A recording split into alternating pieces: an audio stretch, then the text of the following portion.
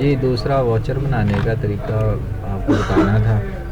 वो ये है कि आप बैंक में आएँ, ठीक है। ये मैंने आपको बताया था कि कैश पेमेंट अगर किसी को पेमेंट कर रहे हैं तो उसका आपने यहाँ पे करना है, वाउचर बनाना है।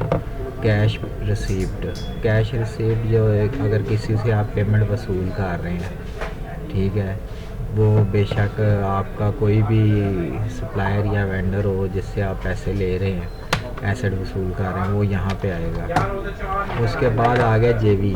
आपकी ये 3 काम की चीज़ें हैं जी, ठीक है। जेवी ट्रांजैक्शन के लिए होता है कि अगर बैंक की ट्रांजैक्शन की हो, उस अकाउंट को मेंटेन करने के लिए, अगर उसका 1.5 लाख आ रहा है, उसने 50,000 बैंक में भेज दिया है, तो उसका 50,000 क्रेडिट करके बैंक में डेबिट कर देंगे, ठीक है। और इसका आपको सैंपल बताता हूँ। कैश रिसीप्ट में कर रहा हूँ, ठीक है। वो यहाँ पे मैं F9 करूँगा, ठीक है। मिसाल के तौर पे मैंने कोई अकाउंट था, उसको मैंने ओके किया, ठीक है। मैंने अब यहाँ पे लिखा जी कैश वसूल,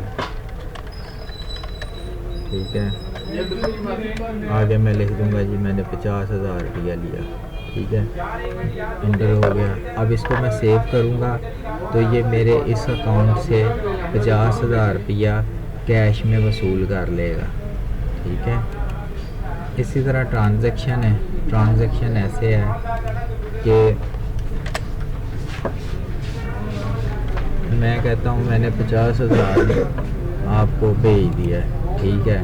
किस अकाउंट में भेजा है, ठीक है, UBL online, UBL online to from, ठीक है। मैंने इसको 50,000 दिया। आगे मैं बैंक का लिखूँगा, ऐसे ही मैं बैंक सेलेक्ट करूँगा, ठीक है, ठीक है। बैंक में भी यही चीज़ ऊपर वाली लिख दूँगा मैं,